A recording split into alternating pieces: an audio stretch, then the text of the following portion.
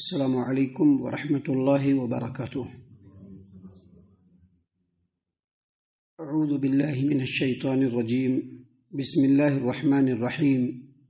ومن ثمرات النخیل والاعناب تتخذون منه سکرا ورزقا حسنا ان فی ذلک لآیۃ لقوم یعقلون۔ اور کھجور اور انگور کے پھلوں سے بھی ہم تمہیں ایک مشروب پلاتے ہیں جسے تم نشہ آور بھی بنا لیتے ہو اور عمدہ رزق بھی، اور عقل والوں کے لیے اس میں بھی ایک نشانی ہے۔ محترم سامعین کرام، سورۃ النحل سورہ نمبر 16 اور اسی سورت سے آیت نمبر 67 یعنی 67 نمبر کی آیت کریمہ آپ کے سامنے تلاوت کی گئی، اور آیت کریمہ کا ترجمہ بھی بفضل اللہ، بعون اللہ، بتوفیق اللہ آپ کی خدمت میں پیش کیا گیا۔ سامعین کرام، اللہ تبارک و تعالیٰ کی طرف سے انسانوں کو پینے کے لیے 4 طرح کے مشروبات ہیں جو دنیا میں بھی عطا ہوں گے، اور جنت میں اللہ تبارک و تعالیٰ جنتیوں کو بھر بھر کر کے پلائے گا۔ 4 قسم کے مشروبات: ایک پانی، دوسرا دودھ جس کا ذکر کل ہوا، دودھ، تیسرا جو ہے وہ شراب ہے، اور چوتھا جو ہے وہ شہد۔ یہ 4 قسم کے مشروبات ہیں۔ شراب جانتے ہیں جو پیتے ہیں لوگ، جو نشہ آور ہے، جو حرام ہے۔ سامعین کرام، یہاں پر اس آیت کریمہ میں شراب کا ہی ذکر ہوا ہے۔ اللہ تبارک و تعالیٰ نے دیکھیے یہاں پر فرمایا وَمِن ثمرات النخیل والاعناب تتخذون منه سکرا ورزقا حسنا ان فی ذلک لآیۃ لقوم یعقلون۔ کھجور اور انگور کے پھلوں سے ہم تمہیں ایک مشروب پلاتے ہیں جسے تم نشہ آور بنا لیتے ہو۔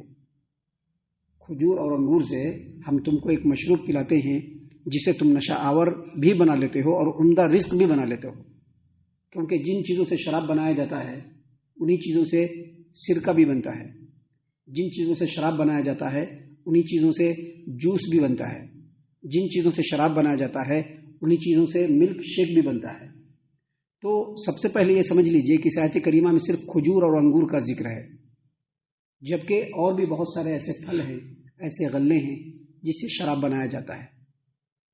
اور جن جن چیزوں سے شراب بنایا جاتا ہے، چاہے وہ جو چیز بھی ہو، چاہے وہ جوس ہو، چاہے وہ رس ہو، چاہے وہ سرکہ ہو، چاہے وہ ملک شیک ہو، چاہے وہ شیرہ ہو، چاہے وہ نبیذ ہو، چاہے وہ شکر ہو، چاہے وہ منقع ہو، چاہے وہ کشمش ہو، چاہے وہ کھجور ہو، چاہے وہ چھوہارے ہوں، یہ تمام کی تمام چیزیں عمدہ رزق بھی ہیں جس کو مختلف انداز میں انسان استعمال کرتے ہیں۔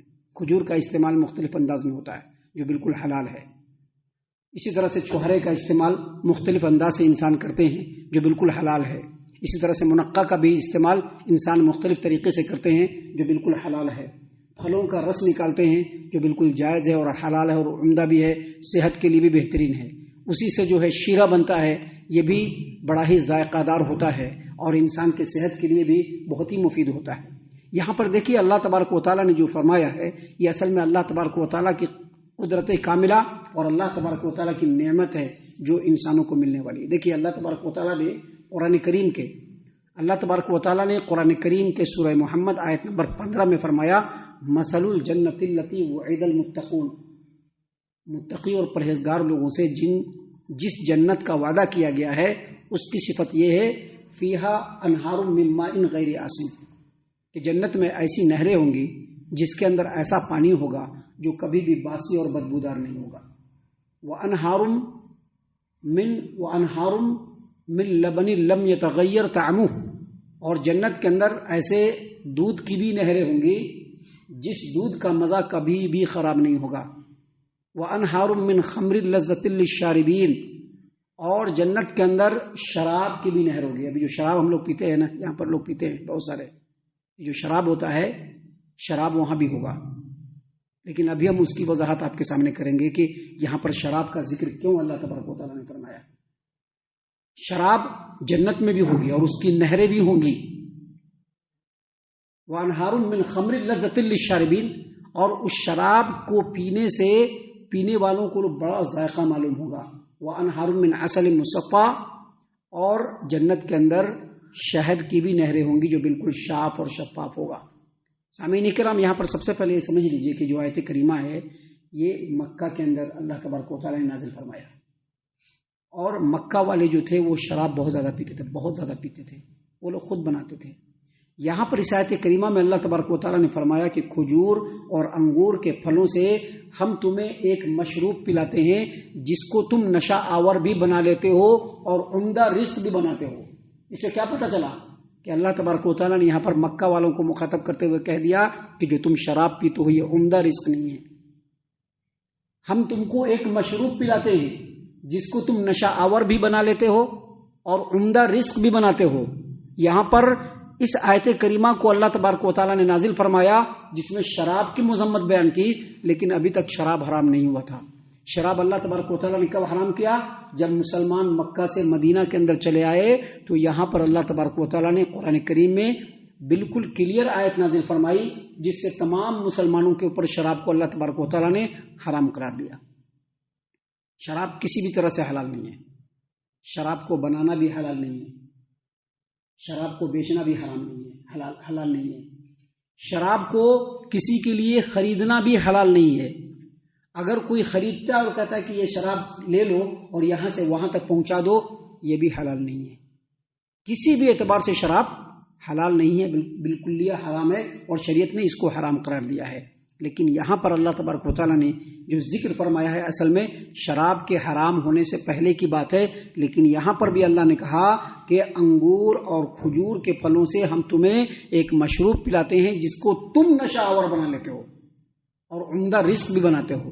اس سے یہ پتہ چلا کہ جن جن چیزوں سے شراب بنایا جاتا ہے وہ فی نفس ہی وہ تمام چیزیں عمدہ رزق بھی ہیں، انسانوں کے صحت اور ذہن دونوں کے لیے تربیت کرنے والا بھی ہے، اور اس سے جو حلال چیزیں بنائی جاتی ہے وہ خوشگوار اور ذائقہ دار بھی ہوتا ہے. لیکن پھر اسی چیز کو اگر سڑا دیا جائے تو اس میں الکوہل ہو جاتا ہے جس میں جو ہے سڑان آنے لگتی ہے، جس کو پینے کے بعد عقل بالکل معاف ہو جاتا ہے. انسان بالکل اپنے آپ میں نہیں رہتا ہے، جو چاہتا ہے اول فول بکتا ہے، وہ اپنے آپ میں نہیں رہتا ہے، اس کے اوپر کمپلیٹ نشہ طاری ہو جاتا ہے اور حاوی ہو جاتا ہے. اس لیے اللہ تبارک و تعالیٰ نے یہاں پر کہا کہ یہ جو شراب ہے یہ عمدہ رزق میں سے نہیں ہے، اس کو تم نشہ آور بنا لیتے ہو. لیکن یاد رکھیے دنیا کی شراب کا یہ حال ہے، لیکن جنت میں جو اللہ تبارک و تعالیٰ شراب عطا فرمائے گا اس سے ان تمام نقصان دہ چیزوں کو اللہ تبارک و تعالیٰ ہٹا لے گا. جب ایک جنتی جنت کے اندر جائے گا اور شراب کے گھونٹ کو وہ پیے گا تو اس کا سر بھی نہیں چکرائے گا، اس کا عقل بھی معاف نہیں ہوگا، اس کو مستی بھی نہیں چڑھے گی، اس کے زبان سے اول فول بھی نہیں نکلے گا. جبکہ دنیا میں جب انسان شراب پیتا ہے سر چکراتا ہے، مستی آتی ہے، نشہ چڑھتا ہے، زبان سے اول فول بکتا ہے، عقل بالکل ختم ہو جاتا ہے. کیا وہ کر رہا ہے اس کو خود اس بات کا پتہ نہیں ہوتا ہے.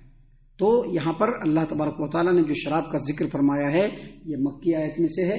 مکہ میں جو مشرکین ہیں ان کو مخاطب کر کے کہا جا رہا ہے مسلمانوں کے لیے شراب حرام ہے اور شراب حرام ہی رہے گی جو کسی اعتبار سے حلال نہیں ہے. سامعین کرام، یہاں پر اللہ تبارک و تعالیٰ نے فرمایا کہ کھجور اور انگور کے پھلوں سے ہم تمہیں ایک مشروب پلاتے ہیں جسے تم نشہ آور بھی بنا لیتے ہو اور عمدہ رزق بھی، اور اس میں عقل والوں کے لیے ایک نشانی ہے. اس میں عقل والوں کے لیے نشانی کیا ہے؟ عقل والوں کے لیے نشانی یہ ہے کہ منقع جو فی نفس ہی بڑی ہی صحت مند غذا ہے، بہت ہی ٹیسٹی ہوتا ہے، منقع ہوتا ہے نا، اور بہت ہی صحت مند ہے، بہت فوائد ہیں اس کے. آپ ڈاکٹروں سے، طبیبوں سے، حکیموں سے آپ رجوع کریں گے تو آپ کو پتہ چلے گا کہ منقع جو ہے وہ بہت ہی صحت بخش غذا ہے. لیکن اللہ تبارک و تعالیٰ نے اسی طرح کی غذاؤں میں دو طرح کی خاصیت دی ہے، دو طرح کا مادہ دیا ہے. اگر انسان چاہے تو اس سے اچھی چیز بھی بنا سکتا ہے اور اگر انسان چاہے تو اس سے بری چیز بھی بنا سکتا ہے. یہ اللہ تبارک و تعالیٰ نے اس کے اندر ڈال دیا ہے تاکہ انسان کو کمپلیٹلی آزمائے کہ جو کھجور ہے یہ جو انگور ہے، یہ جو منقع ہے، یہ جو چھوہارے ہیں، یہ جو دوسری قسم کی چیزیں ہیں یا جو غلے ہیں جس سے انسان شراب بناتا ہے، اس کے اندر دو صفت اللہ نے دی ہے۔ اگر انسان چاہے تو اس سے اچھی چیز بھی بنا کر کے اپنے لیے استعمال کر سکتا ہے، اگر انسان چاہے تو اس سے خراب اور گندی چیز بھی بنا کر کے اس کو اپنے لیے استعمال کر سکتا ہے۔ اللہ نے اس کو چھوٹ دیا ہے، یہ انسان کے اوپر ہے اور یہ اللہ کی قدرت کی کاریگری ہے۔ انسان اگر چاہے تو جو کر لے، لیکن آخرت میں اللہ تبارک و تعالیٰ اس کو بدلہ ضرور عطا فرمائے گا۔ اگر اچھا کرے گا تو اچھا بدلہ ملے گا، غلط کرے گا تو غلط بدلہ ملے گا۔